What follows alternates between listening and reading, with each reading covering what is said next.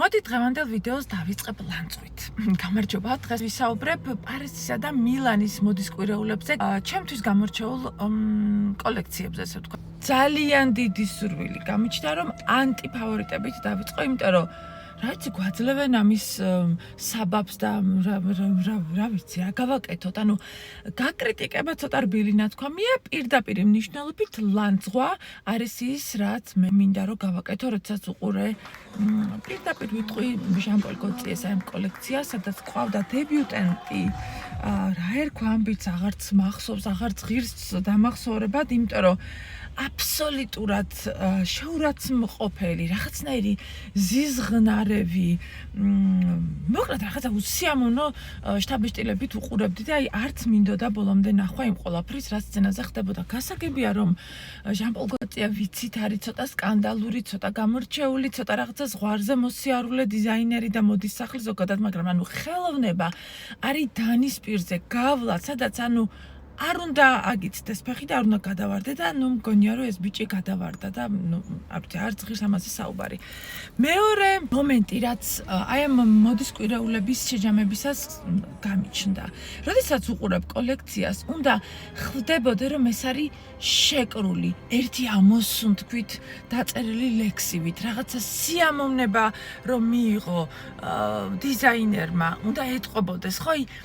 უნდა აქ იყოს რაღაცა აფეთქება კრეატივის და როდესაც გამოდის ადამიანი, ისეთი ბედნიერი სახით უნდა იყოს, რომ ხვდებოდეს თავში დაჯერებული უნდა იყოს, რომ ეს შეუძლებელია არ მოეწონოს ადამიანებს. და არა პირიქით, როდესაც ჩვენ ხედავთ რაღაცა ძალით შეკოწიწებულ, თითქოს ხელოვნურად როგორ თქვა, რაღაცნაირად გაუცხოებულ, თითქოს აი განყენებულ მოდას, რომელსაც უბრალო ადამიანები ვერ იგებენ. Come on, ანუ ეს არ არის ოტკულტური, ხო? ეს იყო ჩვეულებრივი ჩვენება ტანსაცმლის, რომელსაც მოდის მოყვარული მდიდარი ფეშენისტა ადამიანები მოირგებენ. და რეალურად ის უნდა იყოს wearable, ანუ ჩაცმა უნდა შეიძლებოდეს ჩვეულებრივ ადგილებში, ხო? რისი თქმა მინდა. ისაც აი ადამიანი გამოდის და რაღაცა უხერხულობის განცდა აქვს, ხო? უნიჭიერესი ირლანდიელი ახალგაზრდა დიზაინერი ჯონატან ანდერსონი, რომელიც მე დარწმუნებული ვარ, რომ თავის სიტყვას კიდევ მოახერხებს და იტყვის დიორის ფარგლებში, თუმცა აი რაღაცა მეჩვენება, რომ ცოტა აი ამ დიდ წნეხს მან ვერ გაუძლო. თან ძალიან ცოტა პერიოდიც ჰქონდა კოლექციის მოსამზადებლად, ესეც არის და იყო კრიტიკოსების მხრიდან დადებითი შეფასება, რომ ჩვენ ვერ გავიგეთ ეს ჩვეულებრივმა მოკყავებმა, თორემ აქ იყო თითქოს აი ეს აკადემიური სტილის რაღაცა ახლებური ეჯი მიმართულებით დამკვიდრება, მაგრამ არ ვიცი ხა რო ვუყურებ, ხალი ვარ, უნდა მოწონდეს. არ მოწონს, თქვენ რას ფიქრობთ? ხოლო რაც ნამდვილად მომეწონა და გავგიჟდი და უყურებდი და არ მინდოდა დამთავრებულიყო, ეს იყო ბალენსიაგა. რომელსაც ველოდი არანაკლები ინტერესით, ვიდრე ველოდი დემნას გუჩის. ძალიან მაინტერესებდა რა მოხდებოდა ბალენსიაგაში, ბუნებრივია, ხო?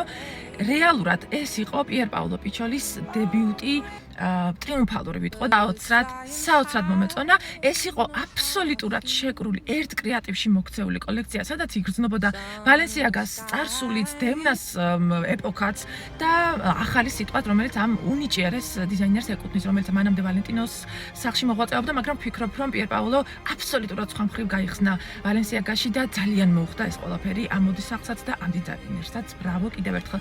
კიდევ რასაც გამოვარჩევდი და აუცილებლად, არ ვიცი, ამით უნდა დამეწყო ზოგადად ეს იყო ლუის ტროტერი, რომელმაც გვაჩინა თავისი სადებიუტო კოლექცია ბოტეგა ვენეტას ფარგლებში. ეს იყო ხალხო, აი არ ვიცი, აი ნამდვილად ქალის მიერ შექმნილი კოლექცია, რომელსაც ესმის ქალს რა ჭირდება, მეტი ქალი ამ ინდუსტრიაში, იმიტომ რომ ეს იყო ღირსეული, ხელოვნებით, დიზაინით, კრეატივით დატვირთული უკარგესი და უმაღლესი დონის კრაფტმენშიფით, ანუ ხელსაქმით შესრულებული დეტალები. აი მთლიანი კოლექცია იყო არაჩვეულებრივი ფერთა კომბინაციები, არაჩვეულებრივი სილუეტები და როგორც გითხარით, დეტალები, რომელსაც გამადიდებელი შუშითაც რომ დააკვირდეთ, იყო perfect. ეს იყო ტყავის და ბუმბულის გადაგრეხილი ძაფები, თუ ეს იყო ეგრეთ წოდებული პლასტიკლასი, ანუ ხელოვნური შუშის მაგვარი ელემენტი. ელემენტები, ნუ არ ვიცი.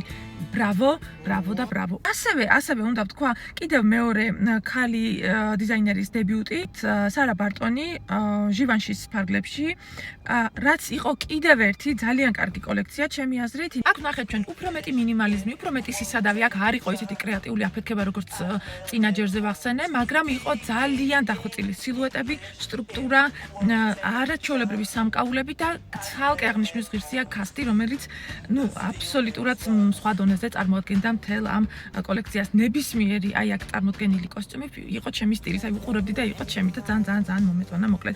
სკაპარელი რასაკვირველია იყო თავის ჩვეულ ფორმაში, აქ არ ქონდა ჩვენ დებიუტი. დებიუტი ქონდა ლოევეს ფარგლებში, სადაც ორმა ახალგაზრდა დიზაინერმა გვაჩვენა ახალი კოლექცია.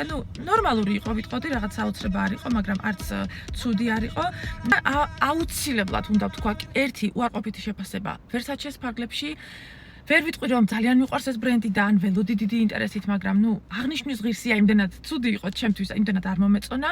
გასაგებია რომ იყო რეფერენსები, რაღაც ალუზიები გქონდა ჩვენ, მაგრამ არ ვიცი, ჩემი გადმოსახედიდან დარიო ვიტალეს ცოტა დააკლდა რაღაცა, იმიტომ რომ ცოტა იაფასიანად გამოიყურებოდა ეს ყოფილი. კიდე ერთი კითხვა გამიჭირდა, ეს დიზაინერები ყოველ 2 წელიწადში რომ იცვლებოდნენ, ყოველ 2 წელიწადში ისტორია და არქივი უნდა ვნახოთ, ჩვენ რაღაცა სიახლე ხო შეიძლება დავინახოთ, რაღაცა ახლებური შერწყმული წარსულთან, რაც რეალურად აგერ მოიტანა სიტყვამ და გააკეთა უკარგესად Matthew Blaze-იმ Chanel-ში. ხალხო 46 წლის ვარ და პირველად მომეწონა Chanel-ის კოლექცია.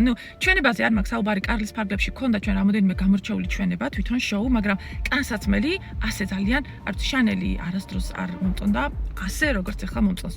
უკარგესი იყო, როგორც თლიანი შოუ გვანიშნებდა ჩვენ რაღაცა პლანეტები, კოსმოსი, რაღაცა ახალი სამყაროების გვაძლევდა ასოციაციას, ზუსტად ეს იყო აბსოლუტურად კოსმოსი. უკარგესი იყო Matthew Blaze-ი. Браво, კიდევ ერთხელ браво. არ ვიცი, თქვენი შეფასება ძალიან მაინტერესებს. ხომ არ გადავაჭარბე რომელიმე ნაწილში, თქვენი ფავორიტი ვინ იყო და თქვენი ანტიფავორიტი ვინ იყო, დამიწერეთ. შემდეგ ვიდეოში კი უკვე გაგიზიარებთ მოდელებზე დაპირებულ ინფორმაციას. დროებით.